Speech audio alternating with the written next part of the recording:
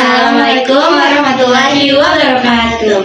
Halo semuanya, perkenalkan saya Indira Azalia Maharani Sukirman dengan NIM akhir 032. Saya Aisyah Syafri Lestari dengan NIM akhir 018. Jadi di sini kami membuat video roleplay untuk mata kuliah komunikasi terapeutik dengan materi karakteristik perawat yang memfasilitasi komunikasi terapeutik. Jadi di sini kami akan berperan sebagai perawat yang baik dan juga perawat jahat. Simpelnya seperti itu. Ya. Nah, jadi untuk saya sendiri, saya memerankan perawat yang memfasilitasi komunikasi terapeutik.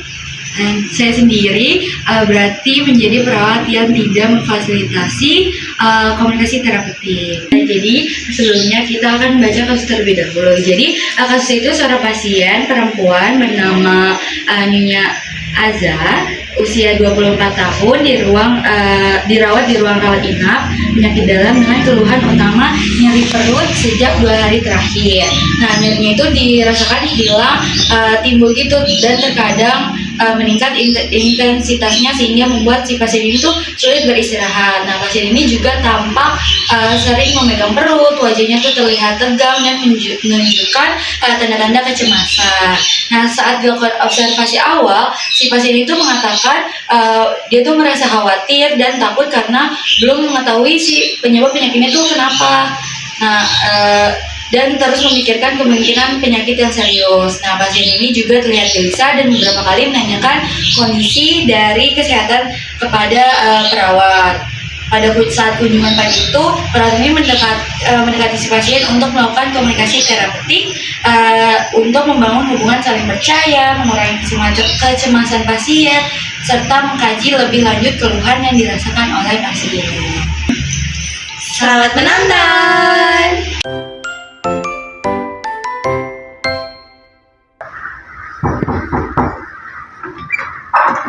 Permisi.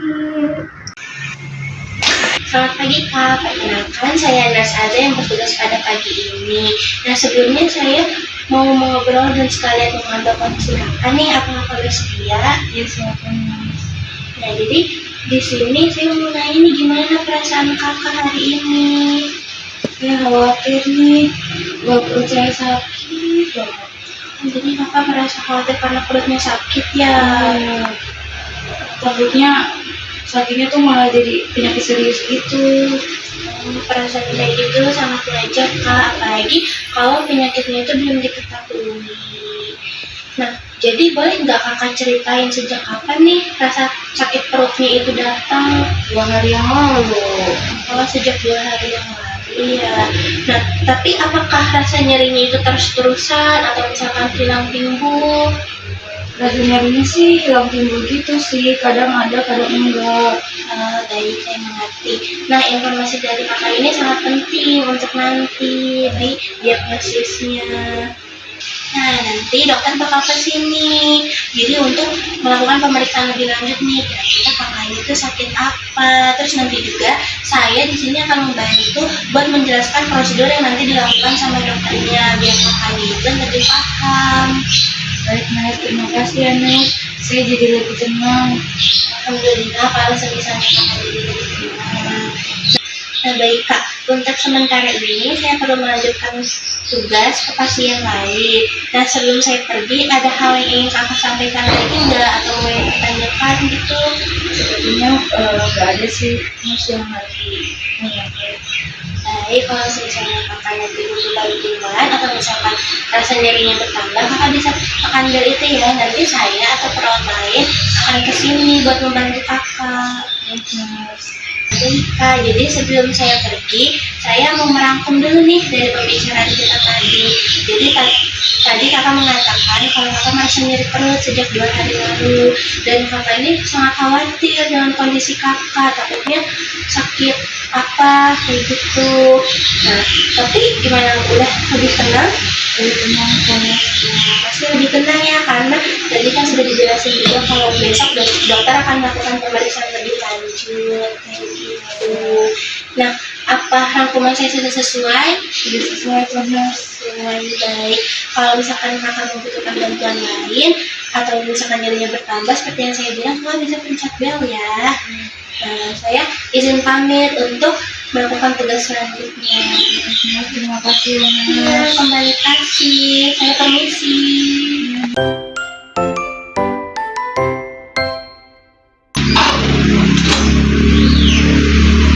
Dengan Kakak Aza, Iya, betul.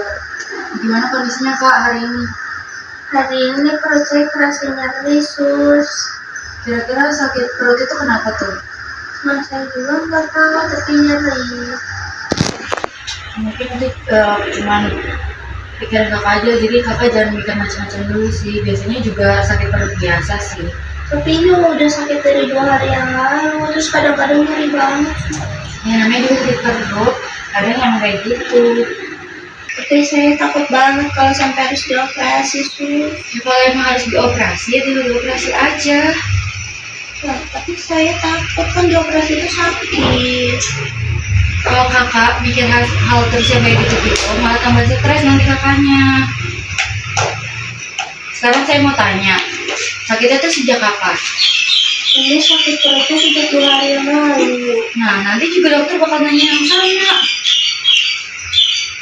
Tapi ini nyerinya tuh kayak kadang ada, kadang enggak, sus. Ya nanti dokter yang bakal nentuin sakit Kakak tuh kenapa. Saya kan di sini cuma nyatet aja keluhan Kakak kayak gimana. Iya deh, sus. Kalau dipikirin terus kayak gitu, Kakak juga bakal jadi susah tidur. Makanya jangan terus dipikirin. Tapi sus, saya juga jadi susah tidur karena sakit perut. Ya Kakak jangan dipikirin terus. Makanya jadi susah tidur. Ya tapi kan saya penasaran sebenarnya saya ini sakit apa. Ya tunggu aja nanti hasil pemeriksaannya dari dokter. Ya. Tapi kalau misalkan sakit perut kayak saya ini sering kejadian nggak ya di pasien lain? Jadi saya kurang tahu ya, nanti dokter aja menjelasin. Ya deh, sus. Ya udah Kak, sekarang istirahat aja. Saya masih banyak pasien lain nih. Iya, sus. Kalau ada apa-apa nanti tinggal pencet bel aja ya. A few moments later. Pada dialog perawat yang memfasilitasi hubungan terapeutik, perawat menunjukkan beberapa karakteristik yang memfasilitasi hubungan terapeutik. Yaitu yang pertama ada empati, di mana perawat mampu memahami dan merespon perasaan pasien yang khawatir terhadap kondisinya. Lalu yang kedua ada keaslian, di mana perawat menunjukkan sikap tulus dan konsisten dalam berkomunikasi dengan pasien. Yang ketiga ada respect atau rasa hormat, di mana perawat ini dapat menghargai pasien dengan memberikan kesempatan untuk menyampaikan perasaan dan keluhannya. Yang keempat ada non-judgmental, di mana perawat tidak menghakimi ketakutan pasien dan menerima perasaan tersebut sebagai respon yang wajar. Yang kelima ada kejelasan, yaitu perawat memberikan informasi yang jelas mengenai proses pemeriksaan yang akan dilakukan. Dan yang terakhir ada self-awareness, di mana perawat mampu menjaga sikap profesional dan mengendalikan emosi pribadi saat berinteraksi dengan pasien.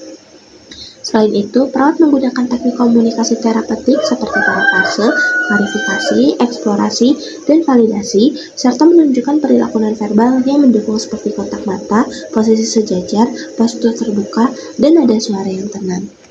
Sedangkan pada dialog kedua, perawat tidak menunjukkan karakteristik yang mendukung hubungan terapeutik. Perawat tidak menunjukkan empati terhadap perasaan pasien dan cenderung meremehkan kekhawatiran pasien. Selain itu, komunikasi yang dilakukan tidak jelas dan tidak memberikan dukungan emosional kepada pasien. Perilaku nonverbal yang kurang tepat seperti melihat jam dan memegang ponsel saat berinteraksi dengan pasien juga dapat menghambat terbentuknya hubungan terapeutik.